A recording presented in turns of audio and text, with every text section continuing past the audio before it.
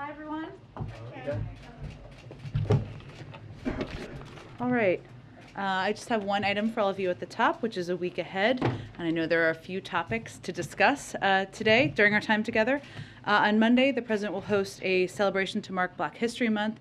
He will be joined by the Vice President, Black members of the historically diverse cabinet, members of the Congressional Black Caucus, state and local elected officials, civil rights leaders, and Divine Nine leadership.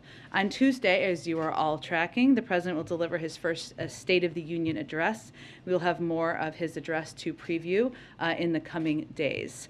On Wednesday, the President and the First Lady will travel to Superior, Wisconsin to discuss how the bipartisan infrastructure law delivers for the American people by rebuilding roads and bridges and creating good-paying union jobs. And on Thursday, the President will hold a cabinet meeting. With that, Zeke, why don't you kick us off?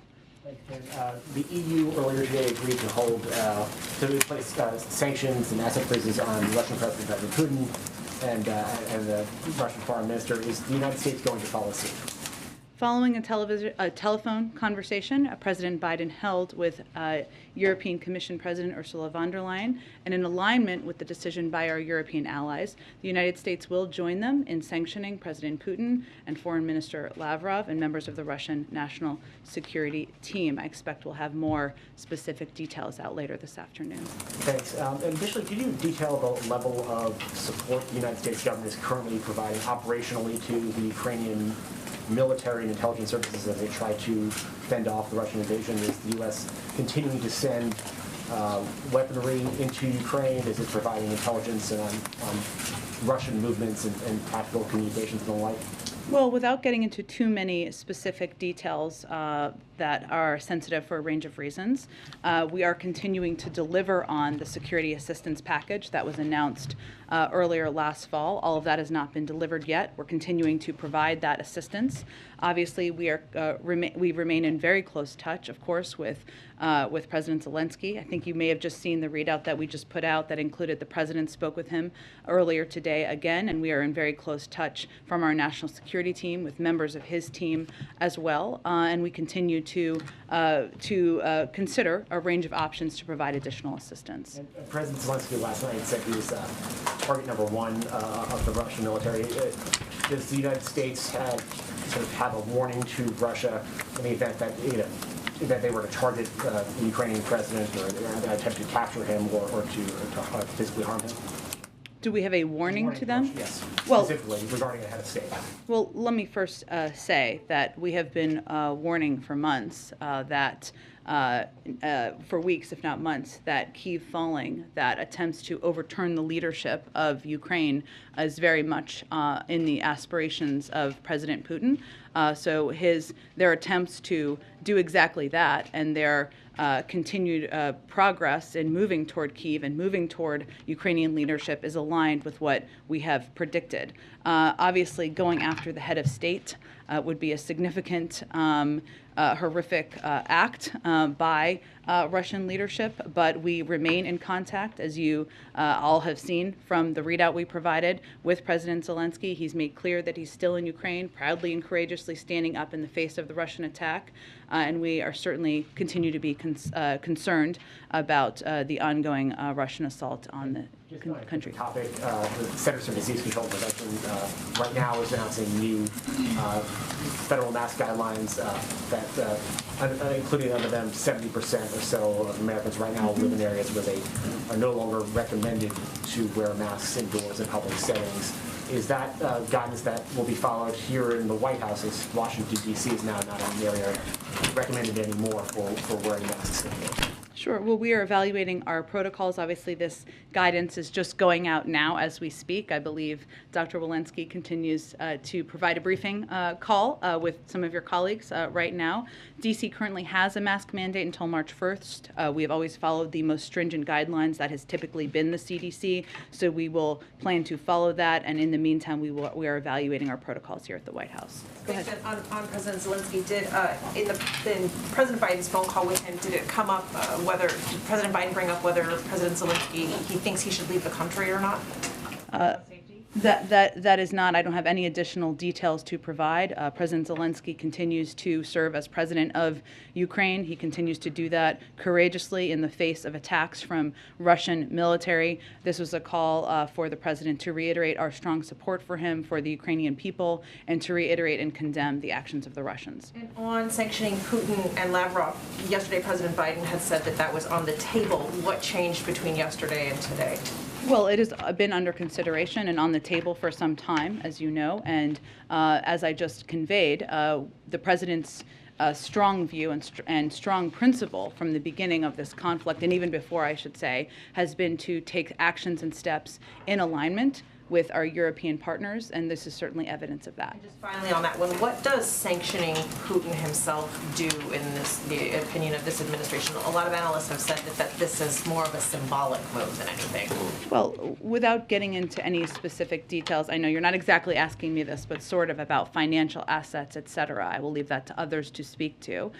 Certainly the this step that we are doing in alignment and in coordination with the Europeans just sends a clear message about the strength of the opposition to the actions by President Putin and the direction in his leadership of the Russian military.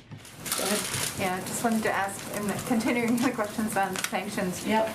Today we saw that the Italian government and the German government both said very clearly that they would not veto a move to remove Russia from the SWIFT transaction system.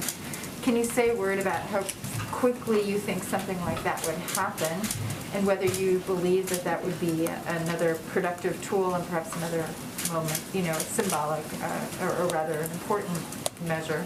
Sure. Well, again, the president's principle is taking steps in alignment. We are stronger together, especially as we stand in the face of the Russian military's actions and their invasion of Ukraine. As it relates to SWIFT, we've never taken that off the table, of course, and I'm certainly not taking it off the table today, so certainly there'll be ongoing discussions about that. As you know, SWIFT is a messaging service that connects 11,000 banks, and many would argue that there are ways that the Russian leadership could get around that over the course of time, but it certainly remains an option on the table. In terms of the timeline, I don't have anything to predict for you on that.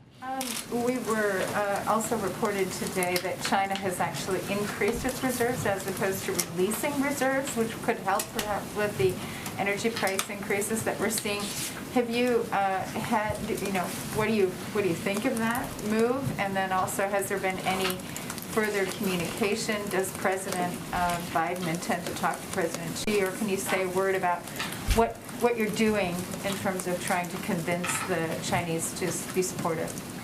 Well, I would note that also today the IEA had an informal meeting where they discussed options they could take over the coming days and weeks to help address any volatility in the global markets and the heightening of price volatility. And certainly that meeting today was a chance to consult and continue coordination with partners on global energy supply and security. There's also continuing conversations that we have had from here with partners over the past day. Secretary Granholm spoke with French, German, EU, and UK counterparts yesterday, and we'll continue those conversations. As it relates to China, I would say that the president's view, of course, is that now is the time for leaders of the world to not just speak out clearly against President Putin's flagrant aggression and to stand with the people of Ukraine, but this is not a moment for equivocation or hiding or waiting to see what happens next.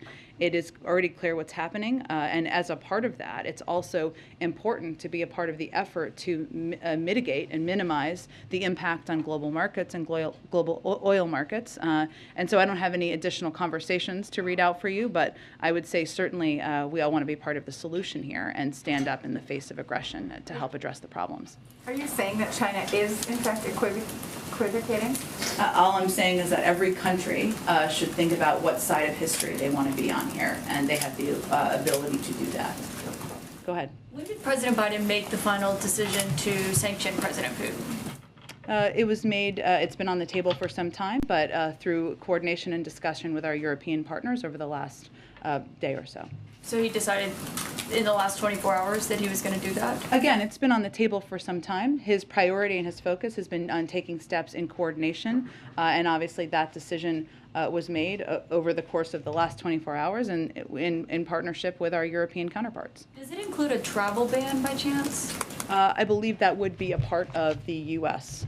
Component, yes. So President Putin would be banned from traveling here? There's more details of it that, again, will be out later today. There are very limited examples of this being done, as you all know, but that is a standard part. But again, there'll be more details we will have available later today. Another question on travel. The UK is banning civilian Russian aircraft from its airspace, saying that no aircraft on a service owned, operated, or chartered by a person connected with Russia shall fly in their airspace.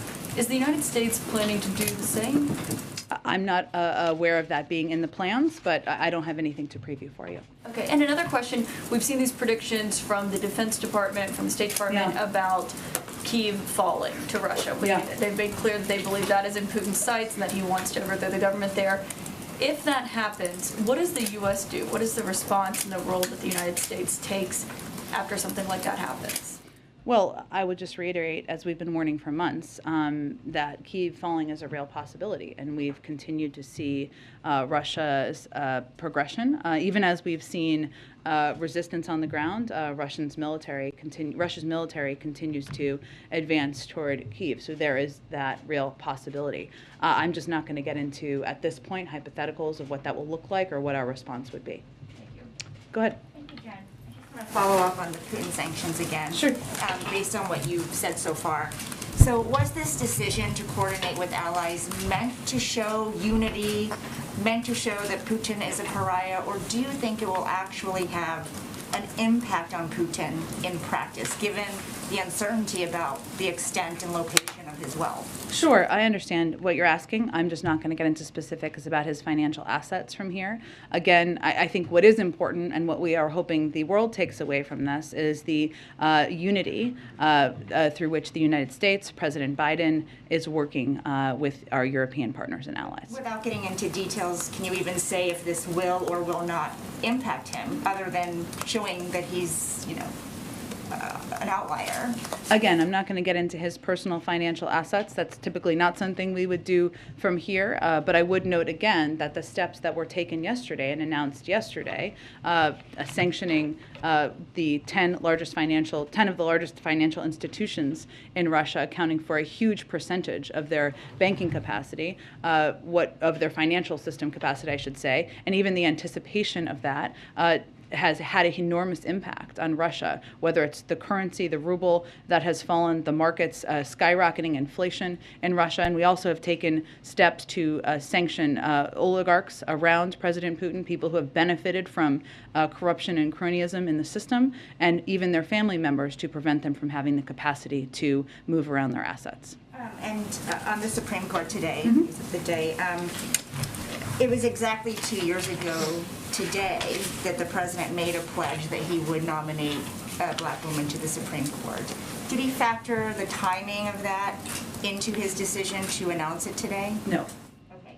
And then can you share any details about the process now that it's over? Finally, we're free. How long the interview or interviews were, what they talked about, what led the president to choose Judge Jackson over the other candidates? Sure. Well, I will share with you the details that we're comfortable sharing at this point in time. And obviously, Judge Jackson will be filling out a range of questionnaires. She will be testifying. She will be considered by the full Senate, and she will be asked a range of questions there. The president interviewed Judge Jackson, Judge Childs, and Judge Kruger on Monday, February 14th in person. He made his final decision and called Judge Jackson last evening. I would note it was after the press briefing last evening. The president called Leader Schumer, Senator McConnell, Speaker Pelosi, and Whip Clyburn all separately this morning to inform them of his decision. I'd also note that the vice president has been very engaged, not just in the decision-making process, as the president talked about during his remarks, but she called former President Obama and former President Clinton as well, and she has also been calling a range of members of Congress as a part of the announcement process. One more. Did he personally call Kruger and Childs to let them know that he had chosen Judge Jackson? I don't have any other details on that, but I can tell you that he called Judge Jackson to offer her to tell her he was going to nominate her last evening. Go ahead. Thank you, Jen. The State Department just said about the U.S. and Russia that there are still some areas in which the fulfillment of our national security priorities and imperatives require us to engage and coexist. How is it that we are still engaging and coexisting with the Russians? Well, Peter, I would say diplomacy around the world requires us to engage with countries even where we have strong disagreements, strong opposition, strong condemnation. We've been very outspoken and taken actions against China's human rights abuses, but we have worked with them in other capacities. We are working Russia as a part of the P5+1 as we're working and making progress on an Iran nuclear deal. There's no question that achievement of that would make the world safer. So it is our responsibility, and diplomacy means engaging even with countries where you have strong disagreement and strong opposition. And just so that we can understand then the approach, that means that you guys will sit here and sanction Vladimir Putin and then send diplomats to go sit on the same side of the table with the Russians to hash out the Iran deal. Is that what's happening? That's right, Peter, but I don't know why you sound so skeptical. What our job here in the United States and from any government is to take steps that are in the interest of the American people and the United States of America. And part of that would certainly be reducing Iran's capacity and ability to have a nuclear weapon. I think there's no question about that. Russia is a part of the P5+1. Okay, there's a report in the New York Times that you guys kept asking China to help you stop Russia from invading Ukraine, and they didn't. So what have you guys done throughout this slow-moving Russia crisis that has worked? In what capacity? Well, the president talked to Putin, he talked to the G7, he threatened sanctions, he put sanctions in place. Now he says the sanctions are going to take 30 days, or about a month. Do you guys think the people in Ukraine have about a month? Well, Peter, let me just take a step back and explain to everyone how diplomacy works and how our approach from the United States has worked. What the president has done is he has built a global coalition to stand up in the face of President Putin and President Putin's aggression and invasion of Ukraine. What he has done is he has rallied the world, our European partners, even at cost to them in some capacities, to put in place significant sanctions, historic sanctions that would have a enormous impact on the Russian financial sector. It is President Putin's choice to go to war and invade Ukraine. That is what he has done. It is our choice and our responsibility and the role of the president in the United States to rally opposition and make sure they feel significant pain from that choice. That's exactly what we have done. And I understand that you're saying that these sanctions will have an impact on Russia, but what good does that do these people in Ukraine who are seeing the news and these U.S. intel assessments that Kiev is going to fall any day? Well, Peter, first of all, we are the largest provider of humanitarian assistance, of security assistance in the world to the Ukrainian government, which still stands, and the biggest supporter of the Ukrainian people. And we will continue to be. And we are leading this global effort to stand up against the aggression of President Putin. And so the president is doing nearly everything in his power to lead the world and stand up against the actions of President Putin. What he will not do is send U.S. troops to fight in Ukraine, because he is not going to put the American public, the American people, or the United States in a position of fighting a war with Russia. Go ahead.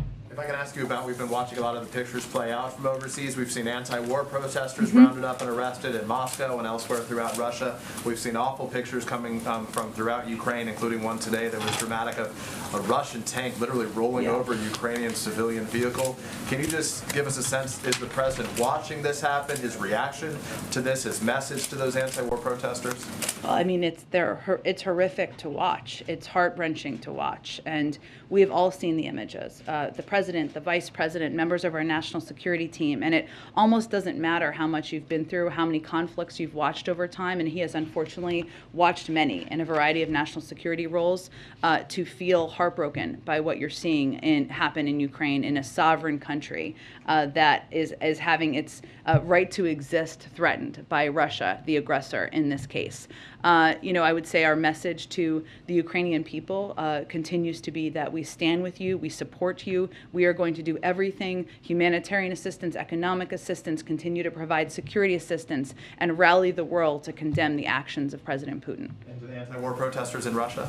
Well, first, I think we would say that we are amazed by your courage, your remarkable courage in standing up against what President Putin is doing. It is not easy to protest in many scenarios, but it's certainly not easy to protest against the actions of an autocratic leader, and that's exactly what these protesters are doing. There's a large room. I'll ask only one last question, which is as it relates to the Supreme Court, Yeah. following up on the questions here. The president wanted it to be a bipartisan process. Has met with many Republicans, Chuck Grassley, the top Republican on the Senate Judiciary Committee. 3 Republicans helped confirm Judge Ketanji Brown Jackson in the spring of last year. One of them, Lindsey Graham, today said, among other things, that this selection means the radical left has won President Biden over yet again.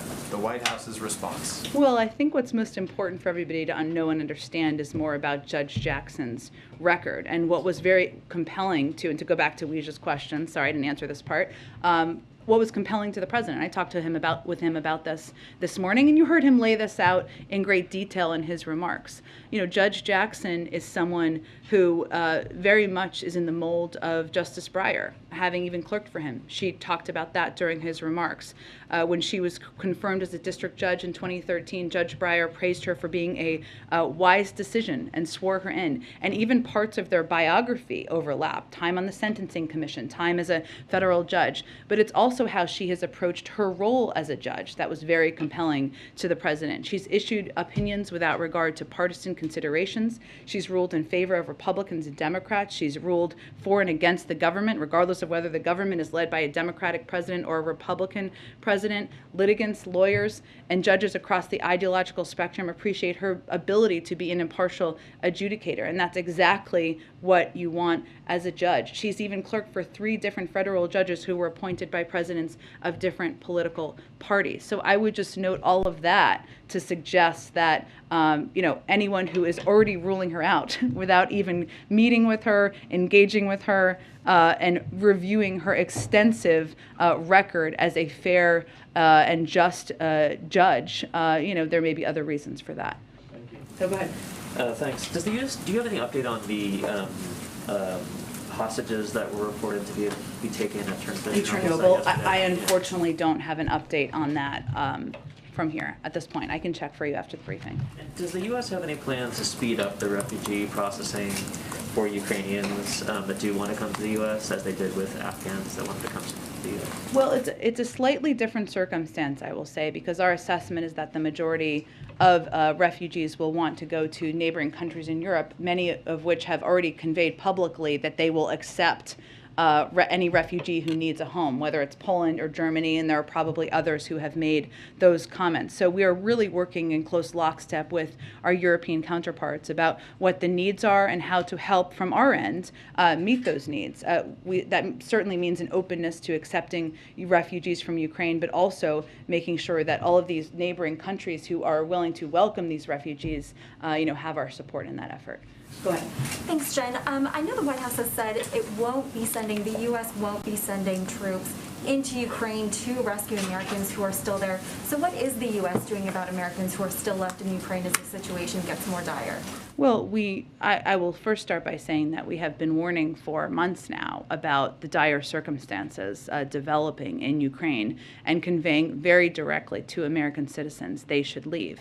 We have also been in touch from the State Department with every American we can reach. I would point you to them for more specifics on that. And we continue to have the capacity to help them in a range of ways, even as we don't have a diplomatic presence in Ukraine. We don't have people in the country right now, obviously, but they are in neighboring countries. I would really point you to the State Department for any more specifics. The president is obviously now going to be in Delaware this weekend. Can you share what he will be doing there? Will he be traveling with members of his national security team? Will he be receiving regular updates on Ukraine? Sure. He will have a meeting with members of his national security team tomorrow in Delaware. I will note that while every president can work from anywhere they are, because that is how presidencies are equipped, he is traveling to Delaware for the memorial service of a family member, and he will be, that is why he's traveling there this weekend. Go ahead. Just to follow up on that question, does the president have special secure facilities in Wilmington? We know that obviously at Camp David, that is something available. Given the national security crisis, is that something that is also available? The president has the capacity to make a secure call from anywhere he is, yes. Okay. And then on the Supreme Court, how important is it to the president that Judge Jackson receives bipartisan support if she is confirmed, and how much political capital and time and energy is he personally going to put in to getting Republican support for her nomination? Well, I think, Tyler, let me flip this around a little bit for you and just say the president's view is that when you look at somebody like Judge Jackson, who is extraordinarily qualified, has impeccable credentials. She has been lauded by former Speaker of the House Paul Ryan, who said on her behalf when she was put forward last year, I know she's clearly qualified, but it bears repeating just how qualified she is. Our politics may differ, but my praise for Ketanji's intellect, for her character, for her intellect is unequivocal. That she is somebody who has, and I would also note that former D.C. District Judge Thomas Griffith, appointed by President George W. Bush, publicly supported her D.C. court nomination, and she received a bipartisan letter of support from individuals who co-clerked along Judge Jackson. So I think the bar here should not be what is the president going to do? Of course he's going to engage with Democrats and Republicans. You've seen him operate in that way to date. It is what are Republicans going to do in terms of considering an eminently qualified judge that the president has nominated, who by many standards has shown herself to issue opinions without regard to partisan considerations, and ruled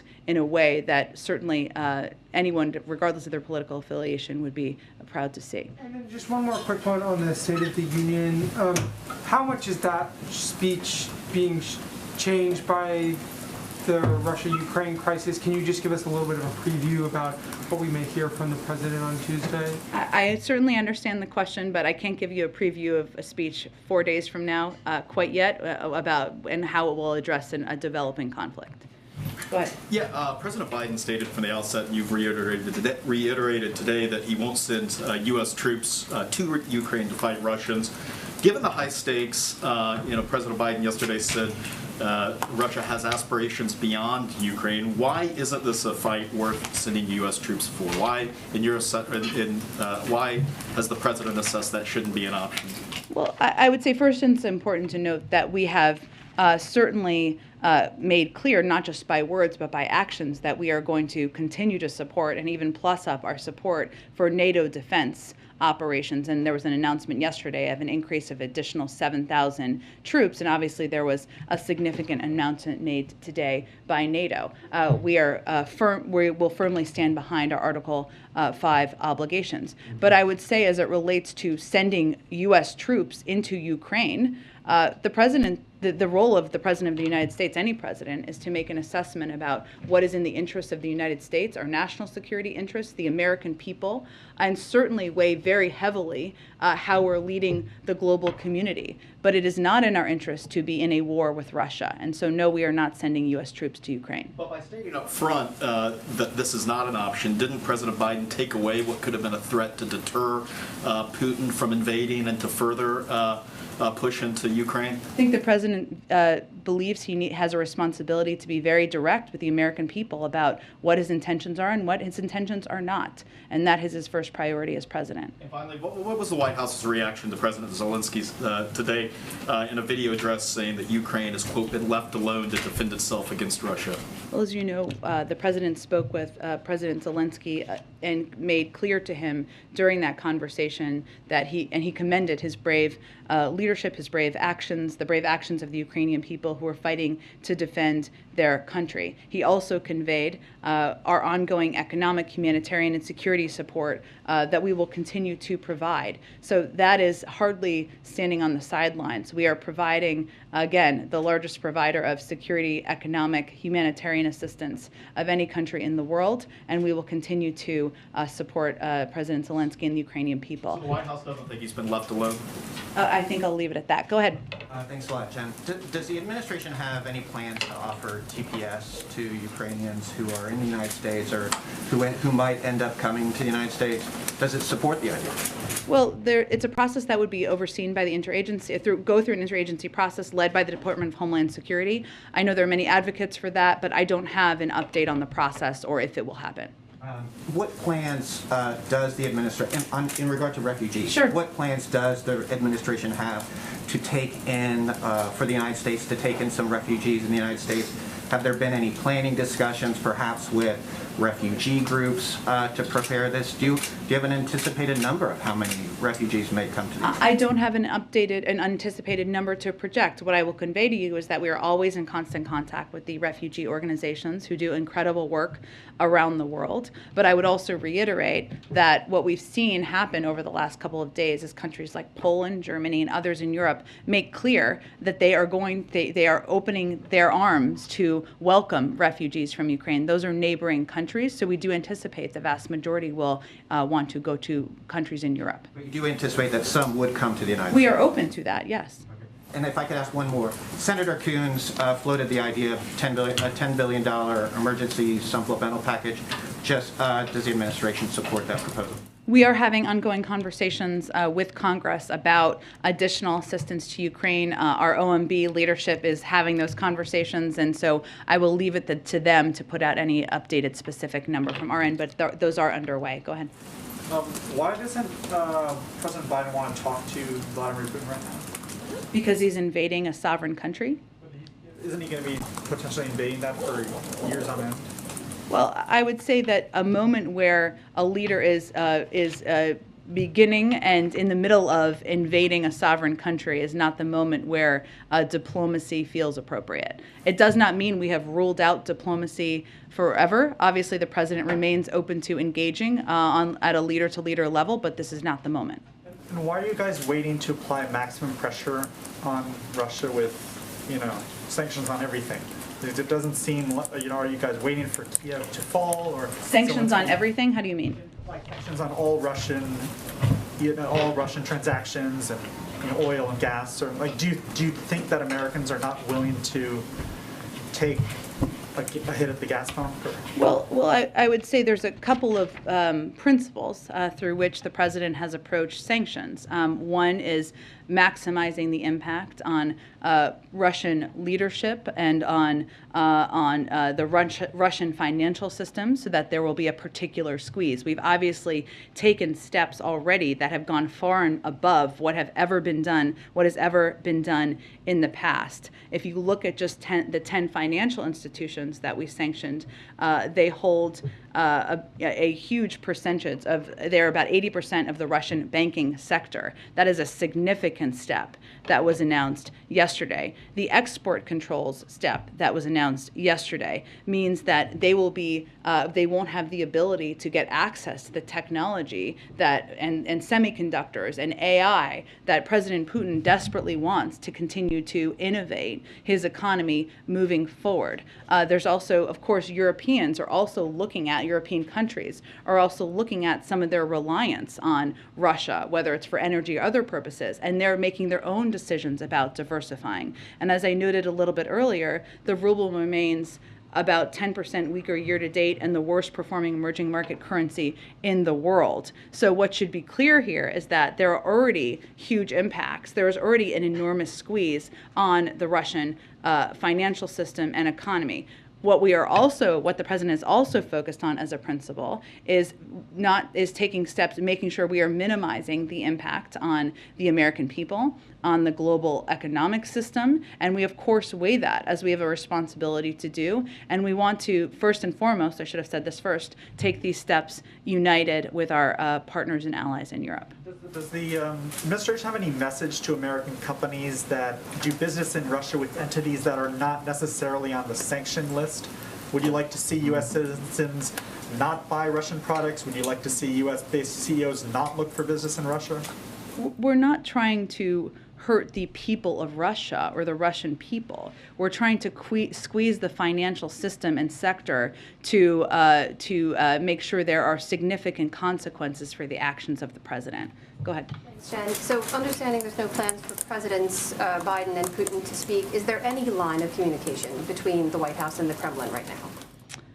I don't have additional details on that at this point in time. Obviously, our national security team has a range of means of communicating with the Russians. And should we take what you said earlier in your answer to mean that the president won't speak with Putin unless Putin de-escalates or withdraws?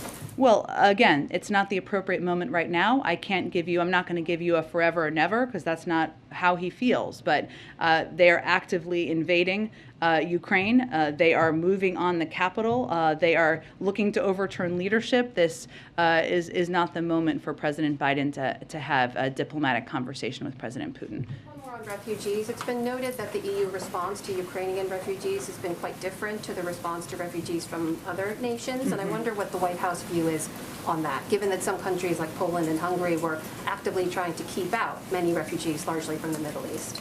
Well, I don't think I have any further comment on that from here about the decisions of other countries and where they accept refugees from. What I can speak to is what our approach is here in the United States. And obviously we have welcomed with open arms tens of thousands of Afghan refugees. And certainly, while it may be, to go to the earlier question, that the majority of refugees from Ukraine go to Europe, we are certainly open to accepting refugees from Ukraine as well. That is our policy and our approach, and certainly what we will continue to implement.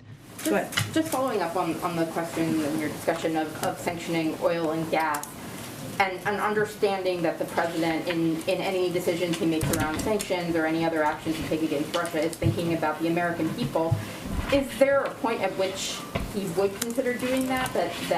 Is that like the energy sector? Yeah, is the energy sector at some level on the table if Putin gets even more aggressive? And also, there are also some other countries that have worked for carve-outs, for instance, Italy and luxury goods. What is the U.S. view of those kinds of exceptions being made for things that are maybe a lot less essential, as much as we might like them, than oil and gas? Speaking for yourself. So I would say on the energy sector, no option is off the table. But again, to go back to some of the principles here, our sanctions are designed to harm Russia's economy, not our economy. And that's a key balance that we're clearly trying to strike. And I think when Dilip has been in here a few times over the last week, he's conveyed we do risk assessments, right? And impact assessments. And that's a part of it. The other factor here on the energy sector is that starting out with energy could actually benefit President Putin and pad his pockets, because given high oil and gas prices, cutting off Russian oil and gas could drive prices up to Putin's benefit. So that's obviously a factor as well, but it's not off the table, but we look at a range of issues. In terms of what other countries have fought as far as carve-outs or areas that they're not sanctioning, does the administration have a view of that? I think, look, our focus right now is that we are working in close coordination and in lockstep with our European counterparts. It does not mean everything is identical. It is not identical. But what you have seen across the board is very strong, impactful sanctions that the shared hope is that they will have significant economic and financial consequences. Does the administration have an estimate of how many Russian deaths or casualties there have been in Ukraine at this point? I don't have that assessment from here. I don't expect we would have that assessment from here. Ukrainians have this number 3,800 that they've been putting out, or 2,800 that they've been putting out today. Do you have any sense of the accuracy or the order of magnitude? I don't have any assessment from here, and I don't anticipate we would. I know that the Department of Defense is doing regular or daily, nearly, briefings on kind of the movements and what they're seeing on the ground, but I don't believe even they were able to make an assessment of casualties earlier today. One more quick question on the Supreme Court process. You mentioned 3 candidates that he interviewed in person. Just want to make sure, those the only 3 candidates he interviewed in person? Did he interview any candidates virtually? Those are the candidates he interviewed. Okay. Yes. Okay, thank you. Yeah. Go ahead. Did you have another one? No. Okay. No. Go ahead. Thank Go. you so much, Jen. Thank you. Jen, does the White House stand by the support you guys gave to Brazil to become a global partner and NATO after President Bolsonaro met last week with President Putin, and still President Bolsonaro didn't condemn the invasion? Again, as I said in relation to a question a little bit earlier, I mean, our view and our push for every country in the world is to stand up in this moment and decide where you stand, where you want to be in history, as the history books look back. But that doesn't, I don't have anything in terms of our change of our view of our overarching relationship. Go ahead. Yeah, can I just follow up on that question in terms of building a global coalition against Yeah. Russia, right? I mean, India, for example, a Quad member, it's the only Quad member that's not implementing export controls, for example. I think the president yesterday mentioned that that issue still hasn't been resolved. Is he planning to call Prime Minister Modi? I think Prime Minister Modi called President Putin yesterday. And just can you speak more broadly in terms of bringing all these other partners that maybe, not in Europe, but, the Quad, as well as perhaps ASEAN members who are pretty ambivalent and cautious about condemning the Russian invasion? I would say some were, but I wouldn't say the majority were. And we continue to engage with the Indians, with other ASEAN partners on both what we're seeing on the ground, our continued condemnation of the actions of President Putin in Ukraine, and we will continue to push others to follow suit.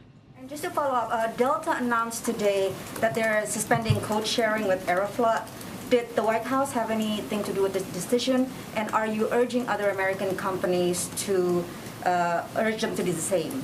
That's a decision by a private sector company, so I don't have any more comment More on on the it. State of the Union, Jen. Can Okay. you preview a little bit on the foreign policy portion of the President's State of the Union? I mean, obviously with the crisis in Ukraine, I know that you're not going to be able to preview that. But just in general, now with Ukraine, before that with the Afghanistan withdrawal, what can the President say to show that his foreign policy doctrine is succeeding? Well, without previewing the State of the Union, which we'll do later this evening or later this weekend. Sorry, it's kind of all one day that's running together.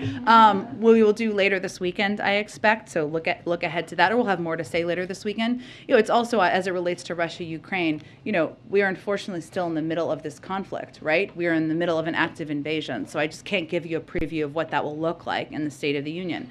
As it relates to how the president views his approach to foreign policy, the president has ran for president wanting to return America's seat at the world, wanting to return to a time where other leaders around the world could trust the word and the commitments of the United States. And what you have seen over the last few months is the president deliver on exactly that. He has been leading the effort in the world to stand up to Russia, stand up to the efforts, the aggression, the invasion of a sovereign country. While I'm not going to get into the specifics of what is going to be in the State of the Union, that's exactly what he said he would do when he was running. Go ahead.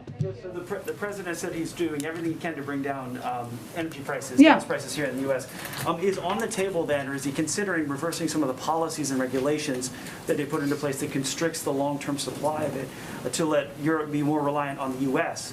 for oil and natural gas? You mean like LNG exports or something like that? But also oil prices, allowing, opening up drilling again, reversing the ban on leases on federal lands? Well, I think what's important to note here, and I talked about this a little bit yesterday, is that there are a range of available oil leasing sites that oil companies are not utilizing. So you should ask them about that. The president's view on reducing our dependence on foreign oil, and actually his view is that this makes that case even stronger and diversifying the range of means of energy production everywhere around the world. As it relates to LNG exports, I don't have anything new on that. Our focus right now is on working with or engaging with a range of countries. I mentioned Japan yesterday, and having conversations with others who may have the availability of supply, natural gas supply, that was coming from the United States to provide to Europe in this time where they need it. And we're seeing some encouraging developments on that front. One more thing on OPEC. OPEC is making moves now to get ready to include Iranian oil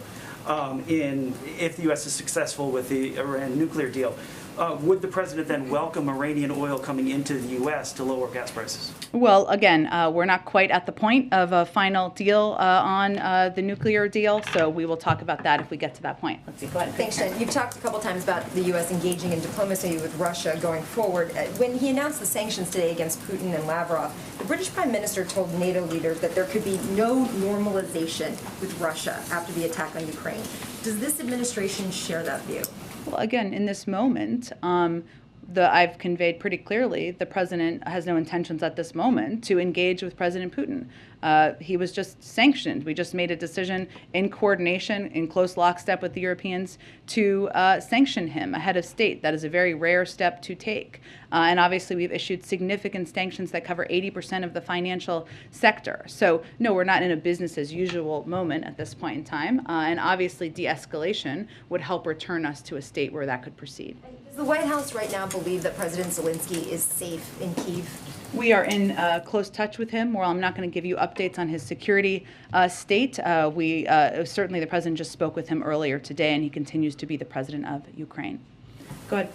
Hi, in regards to the new CDC guidance on the pandemic, Yeah. which of course will then be the new Biden administration guidance, what will the message be to Americans in regards to these new metrics and the new guidance as to where we are in the pandemic?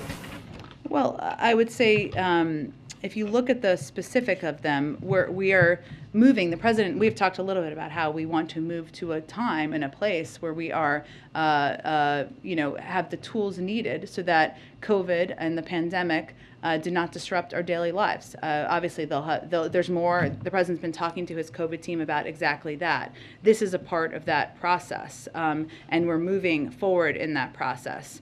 As a result of this announcement today and these updated recommendations, today more than half the country, 70% of Americans, live in areas where the CDC no longer recommends universal masking.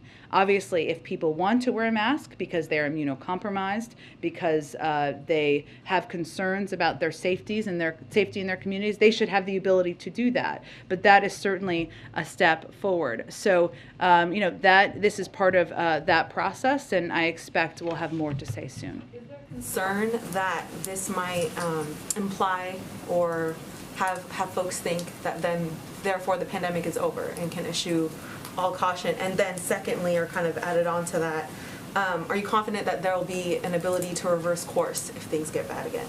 Well, if nobody is saying it means it's over, including anybody who has a big platform, for example, then we're not concerned about that. That is not what we're conveying from here, right? What we are conveying from here and what the CDC is conveying is that America is in a stronger place today as a nation. We have more tools than ever before to protect ourselves from COVID-19, vaccination, boosters, treatments, testing, high-quality masks, improved ventilation. Over 200 million people are vaccinated. Nearly 100 million Americans have been boosted. And the CDC is providing public health guidance that has a couple of different clear levels so that people can understand what their recommendation is as it relates to wearing a mask. That's exactly what this is. There are still people dying every day of COVID. There are still immunocompromised populations. But what we are trying to work towards is a period of time where where COVID is not disrupting our daily lives. Go ahead. Just wanted to know, you said that the president has done everything in his power. We've seen the sanctions, shoring up the NATO eastern flank, all of that, but no troops. You repeated that. Doesn't that also send the message to Vladimir Putin, clearly it hasn't stopped him, that other nations in the region that are not NATO members are also free game for him, since he's not going to have that stop?